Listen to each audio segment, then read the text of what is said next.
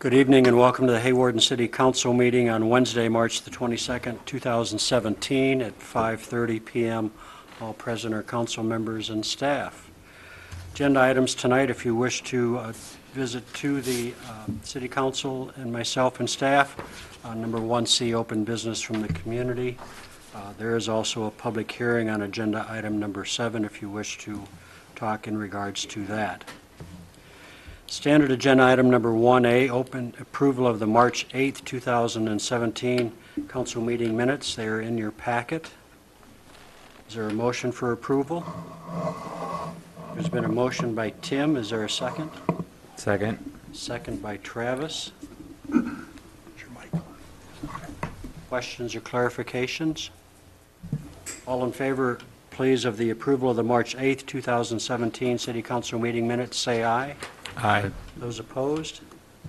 That passes 5-0. Agenda item number 1B, approval of the March 22nd claims for payment. We'll start to my right. Monty with questions? No, thank you. Travis, any questions? None, thank you. Tim, questions? Payne? None, thank you. John? None, thank you. Hearing no questions, I'd entertain a motion for approval of payments for March 22nd. So moved. Moved by Payne. Is there a second? Second. Seconded by Tim. All in favor then of approval of claims for payment, say aye. Aye. Aye. Those opposed? Thank you. That again passes 5-0. Next is open business from the community.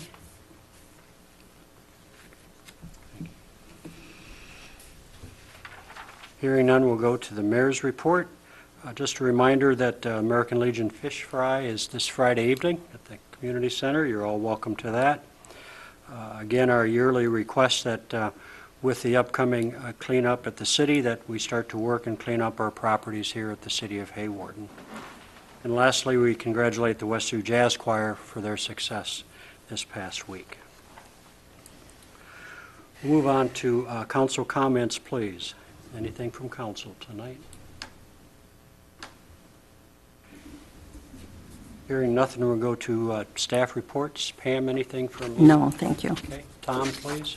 Just a couple things to repeat. April 7th is Hazardous Household Waste Day from 1 to 4 at the Street Department shop. And if you have trouble being there at that time, just let us know down at the office and we'll try to make an accommodation for you. May 12th, 13th, and 14th is citywide cleanup. And that's all I have. And that'll be the way it's been done the last number of years, pretty nicely done. Okay, and pretty well patrolled. So remind those folks that may not live here that they're not welcome. Gary, please. I just have one thing. I just want to make you all aware that NIPCO is still moving forward with the construction of their overhead lines east of Hawarden that we talked about previously. I just might add that we're extremely disappointed in the lack of communication on behalf of NIPCO regarding expected outages. At this time, we still have no idea what to expect. We're planning to meet with them next week and have discussions regarding their project and its potential impact on the city of Hawarden. We're also involving MRES and are looking into our options should we not like the outcome of next week's meetings. And we'll try to keep you all in the loop with emails as we find out more information. But as of right now, you know, at one time they talked about 2 4-hour outages and an 8-hour outage potentially for the city of Hawarden, and we've just gotten nothing from them. So we don't know what to expect. Again, I don't think we've gotten a confirmed date when we're going to meet yet back, but sometime this next week anyway. And we'll keep you guys informed as to where we're going. But you know, we want to maintain a good relationship with NIPCO, but at the same time, we have to take care of the city of Hawarden first and foremost, and those outages could be pretty unacceptable depending on what they come up with. So we'll keep you in the loop. Okay, thank you. Mike DeBryan, anything? Okay, Jim Pickner, anything? Nothing, thank you. Okay, thank you for your reports. Move on to agenda item number 3. Jason Pullman with the hospital update again, please. Good evening. Thanks for having me. again, we talk about the building, and right now it seems like at a standstill. There's not a whole lot going on, but there is stuff happening on the inside, and so they've got most of the walls up in the remodel area, and they're sheetrocking that. And of course, the equipment for the kitchen's coming in next week. We had a little bit of delay because of the epoxy flooring not setting appropriately, but it's done, and so we can start walking on that Friday, so we can start putting that kitchen equipment in. We're starting to see a little bit of dirt being moved. Obviously, we need to put up a sidewalk along two sides of our organization, and so they'll be doing that here, obviously, when the weather warms up or decides to warm up. But otherwise, the project's going good. We're still shooting for the end of April, mid-May to be completely done, and then more information will come for the groundbreaking and those, ribbon cutting and those types of ceremonies. But we're also working on the donor board that goes in the organization for all the donors in recognition of that. So there's a lot of activity happening that you may or may not be seeing. So, Okay. any questions? Thanks again for that. Thank you. Appreciate the progress. Yep.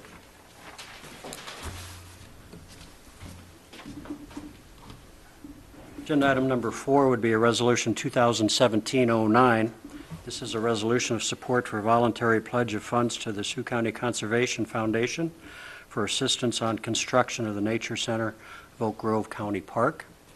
I know that Sunday and the group had presented to us a number of months ago, and I think Sunday has visited with council members individually. And so we've put that on the agenda tonight to have a resolution 2017-09. At this point, the resolution, as pointed out, is blank as far as amounts go, so we need to have some discussions in that regard to what city council members would like to do with that. So with that, I'd open up the table for conversation from council members themselves. If you have any thoughts in that regard.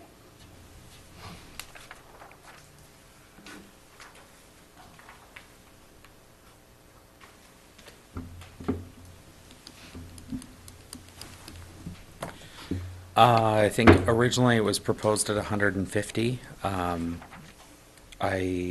At times that's hard for me to swallow, but I also think the project is well worthwhile. So that's where I would be sitting at this point. And are you thinking of Over 3 years. over a 3-year time Yep. period?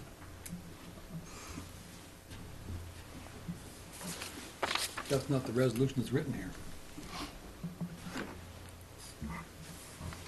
Well, we left the language in the agenda broad, Doctor, with the understanding we didn't know what we were going to have happen here tonight, so I figured we'd have to amend our resolution however the majority wants to do it. And that's why it's intentionally broad. We didn't know what was going to happen.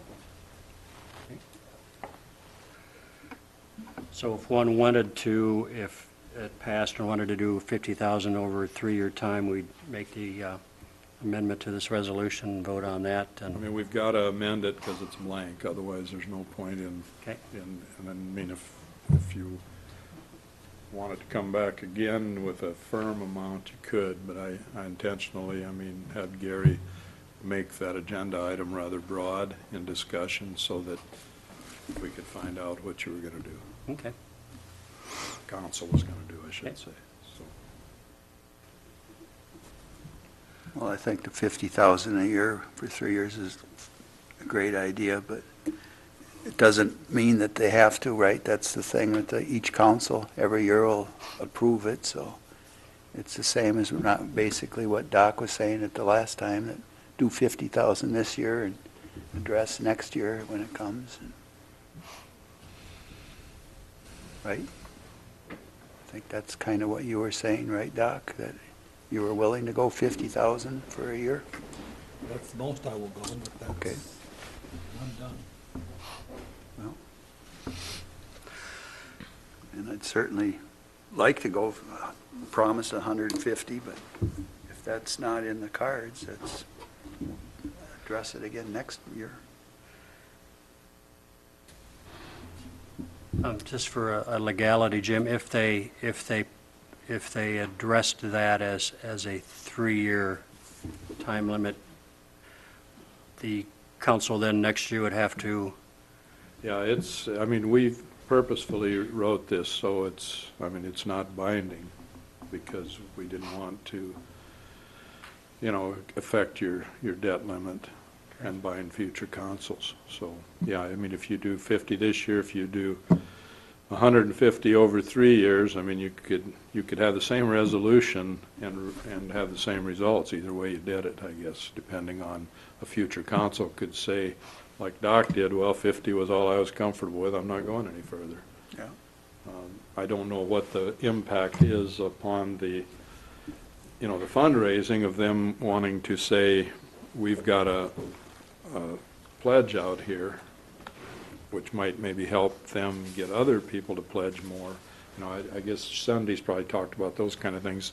I haven't talked about them with her, but, and the other thing is usually when we do make a pledge, I mean, just like any of us making a personal pledge to any of these things, when we pledge, even though it's not legally binding, we tend to honor our pledges, and I think that's something to think about with a council. Even if you're not legally bound when you go out here and do it, I mean, there's certainly people come back expecting you to pay it, even if they can't make you pay it, so.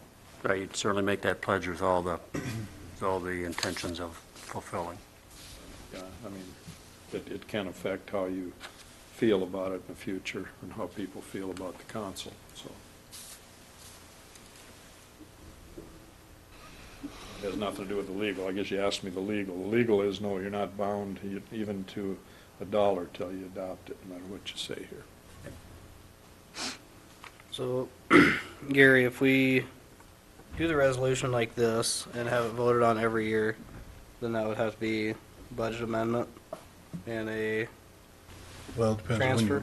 depending on when you vote on it. I mean, if you vote on it during budget time, which I would assume you would do that, and then we could just insert it in the actual budget for the upcoming year, each year. So I would assume that you would just vote on it as we were preparing the budget sometime during that process, so that it would be placed in the budget for the next fiscal year. I'm okay with Travis's 150 over 3 years, but I don't want it on taxpayer dollar. I want it coming from one of our revenue sources as opposed to the taxpayer.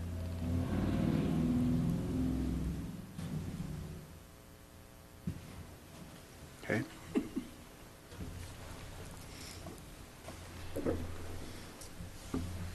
Yeah, I'd support the 3 years, 50,000. I've heard a lot of good feedback on it. I think a lot of people are behind it, so I don't see any reason following through on that.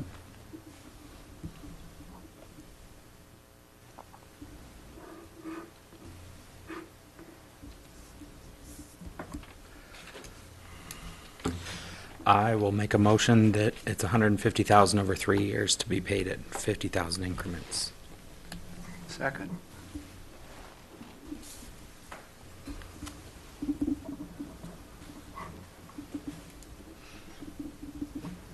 Can I clarify that the first payment is July 1 of 2017, is that right? And that would work for you, Sunday, as well? Okay, I just want to make sure we get that.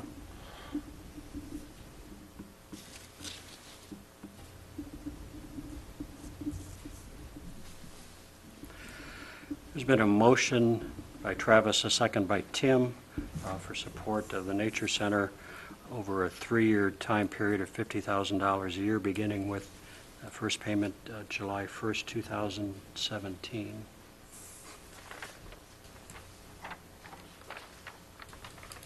Is that correct? That's already in our budget or not? We have to amend, okay. No. Amend that budget. Amend. Okay, with a motion and a second, is there further discussion? Hearing none, I'll call for a roll call vote for Resolution 2017-09. Feldhacker, Aye. Olson, Aye. Harvey, No. Kurth, Aye. Allen, Aye. On a 4-to-1 roll call vote, Resolution 2017-09 passes this evening.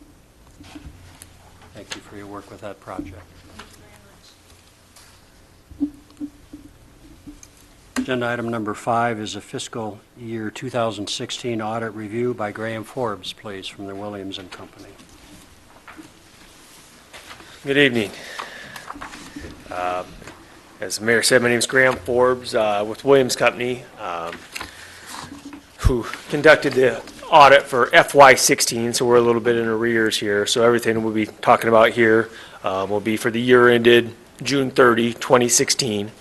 So what I'll do is I'll kind of quick run through the report. Feel free to stop me with any questions you have, or at the end, bounce any questions you have off me. That would be no problem. Or if after you had more time to kind of soak things in, feel free to funnel any questions through Pam or Gary. They know how to get a hold of us and would be more than happy to get back to you with any questions as well. So I'll keep things fairly brief here, but like I said, definitely stop me with any questions you might have. What I'll do is just hit a few high points here. So the first item is on page 2, which is our independent auditor's report, which is kind of the main item of this whole 80-page document here, where we put our opinion on these audited financial statements. And so you'll see at the bottom of page 2 there in the aptly named opinion paragraph, we say, in our opinion, and the opinion of other auditors, because actually, as you all know, based on state statute and budget authority, the hospital is also a discretely presented component unit of the city. So the hospital financial statements, which are audited by other auditors, are also included in this document. So that's why we reference our opinion and the opinions of other auditors, that we feel the financial statements in this document are fairly presented in all material respects. So that's a clean, unmodified opinion, which is what you're after. So no issues or disclaimers or adverse opinions or anything like that to report there. So that's what you're after. Starting on page 4 is what's called the management's discussion and analysis, and that's, I usually refer to it as the cliff notes of the financials. If you don't want to flip through all 80 pages, there's about 8 or 10 pages there that do a lot of comparative charts and then some commentary put together by city staff that kind of explain why some of those fluctuations between year to year occurred, and it's just a good way to kind of get a good pulse on where are we at compared to last year, and get some commentary on why some of those things occurred. So good source information there put together by the city staff. I think the next item, I'll actually jump into the financials here, and jump to page 20 and 21. That's the statement of revenues and expenditures for the governmental funds. As you can see, presented on 20 and 21 are the three major funds that are required to be reported separately and shown discretely here, which are the general fund, the TIF fund, and the debt service fund.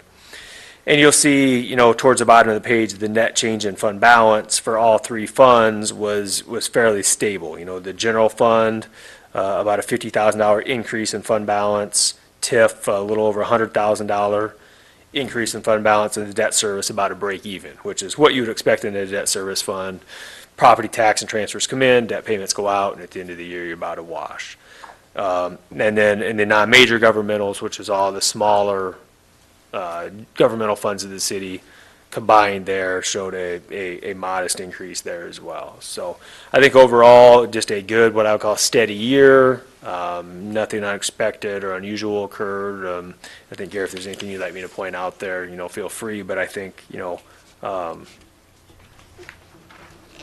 a fairly straightforward and solid operations and results there. So, and then from there, I'll flip over to 25 and 26, and that's the statement of revenues and expenses for your utility funds, your enterprise funds.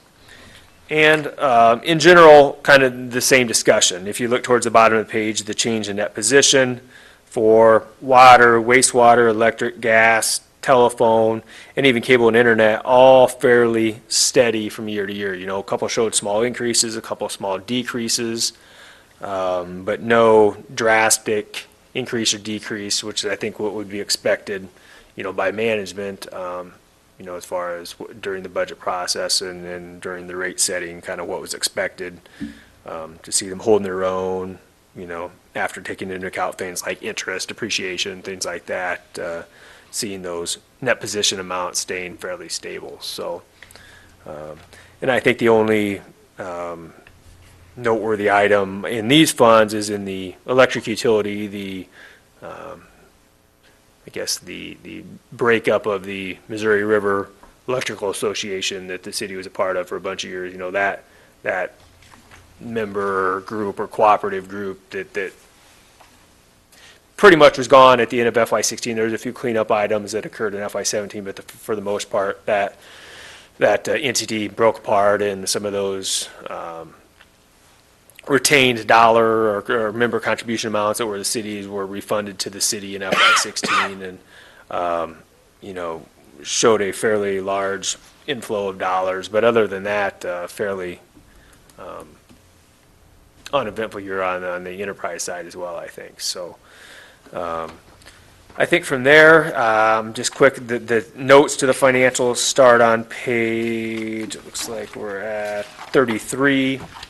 I'm not going to spend any time there, but if you're looking for a lot more detail on city accounting policy, procedure, greater information on any outstanding debt or composition of fixed assets, receivable balances, things like that, there's a lot more detail can be had there if you're looking to drill into any of those particular areas.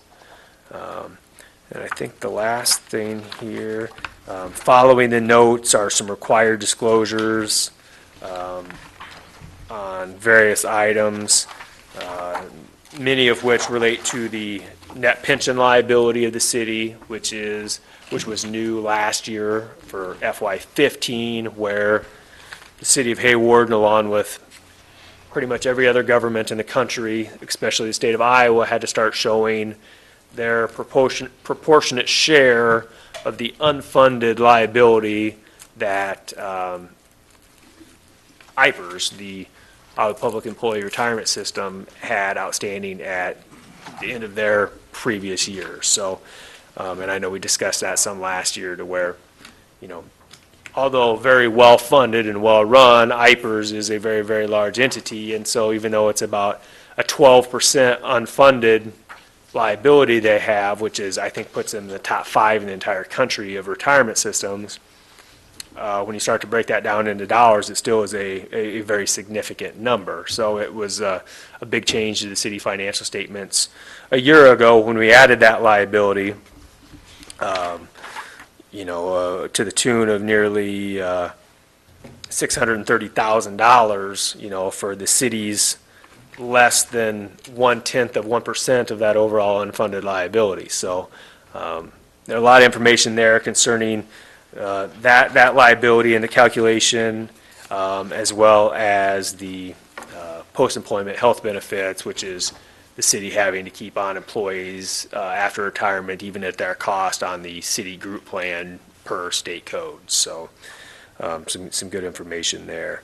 The only other thing I'll quickly point out is on pages 61 and 62 is our budget comparison schedule, where we take the actual results of the city operations, as you can see, kind of broken down there by activity type, and then compare that to what the final budgeted amounts were for the year, to see, okay, did we overspend, did we underspend, and how did we perform? And I think you'll see there that towards the middle of the page, on page 62, that we had one small overage in the debt service function as far as expenditures go, but all the other expenditure line items were under budget, and in total, well under budget for overall city expenditures, which does include, as you can see, the community hospital there, which is presented for reasons like we discussed earlier. So I think all positive. And then following that is the other supplementary information, which is a lot of combining schedules of some of the smaller funds of the city. So if you're looking for greater detail on how much road use tax money did we bring in, or how much money did we spend on the mapping projects this year, things like that, you can get some greater detail in those combining schedules. But I think I'll kind of stop it there. I'm sure you guys have a long agenda here and want to keep moving along, but I'd be happy to answer any questions you have or any comments. Any questions for Graham from the council? Sure you found our staff very helpful when you Very helpful, did the yeah, audit? yeah, and I know you guys are in a bit of a transition period with Pam sitting in the chair that Cheryl sat in for a bunch of years, but she's, yeah, filled in nicely, and I was just commenting to Gary that, I know diving into a few more of the capabilities the software has, which I think is going to be great, help the city do some financial reporting things that we're taking on there a little bit, and yeah, they're very helpful and responsive to get us, it takes a lot of time and information to put together 80-some pages of data here, as well as to get us all the information we need during the audit process to do the testing and verification that we need to do, and yeah, Pam and all the rest of the office down there, very responsive and get us whatever we need and are good to work with, and Gary and everybody else that we pester during that process as well, so, much appreciated. And so the public knows if they wish to come in and see the audit, that's available at the front office if they wish. There's one in the office, there'll be one in the library as well. In the library. Yep, the city has copies, and there's also, here in the next few days, there'll be an electronic copy available on the State Auditor of Iowa website that anyone can access as well, so. All right, any other thoughts or questions for Graham? Thanks again for being Yep, with us tonight. thank you very much. Have a good evening. Thanks, Brian. Thank you. Can I mention, Rick, that if Certainly. any of you don't want the hard copy, we did put an electronic version in your packet this time, so if you don't want the hard copy, just leave them lay and I'll pick them up. We can always use them downstairs, so, thanks. Pardon me, agenda item number 6 is the approval of the 2017 City of Hawarden Natural Gas Operating and Maintenance Plan.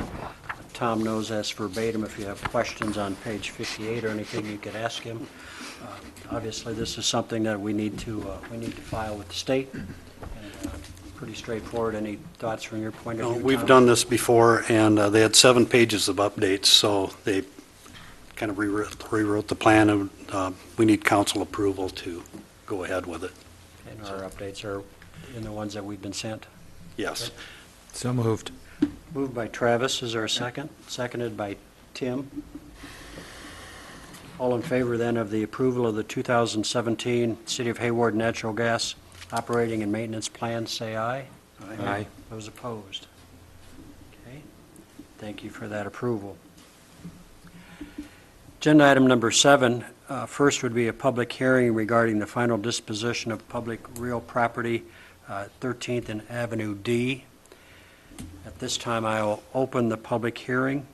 Anyone wish to comment in regards to the final disposition of this public property? Do you hear anything, or We've had- emails or letters? to Had the nothing city? written or oral in my office, so. Okay.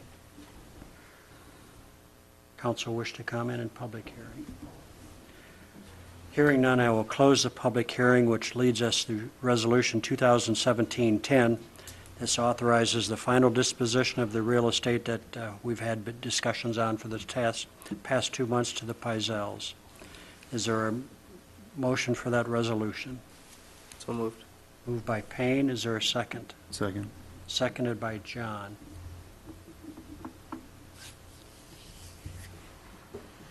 Call for a roll call vote, please, for Resolution 2017-10. Kurth, Aye. Feldhacker, Aye. Allen, Aye. Harvey. Yep. Olson. Aye. On a 5-0 roll call vote, Resolution 2017-10 passes. Agenda item number 8 is a consent agenda for Class C liquor license, outdoor service and Sunday sales at the Hawarden Golf Course, a request for a liquor license transfer to the Hawarden Community Center April the 8th, also a quick corner off-premise sale of beer and Sunday sales. All the paperwork is in, of course. Is there a motion for approving of the consent agenda? So move. Moved by John. Is there a second? Second. Seconded by Tim. All in favor of the consent agenda, say aye. Aye. Those opposed? That passes 5-0. Our next regular meeting will be Wednesday, April the 12th. I would entertain a motion for adjournment. Moved by Tim, is there a second? Second. Seconded by Payne. All in favor of adjournment, say aye. Aye. Those opposed? Thank you for your time. City Council is adjourned.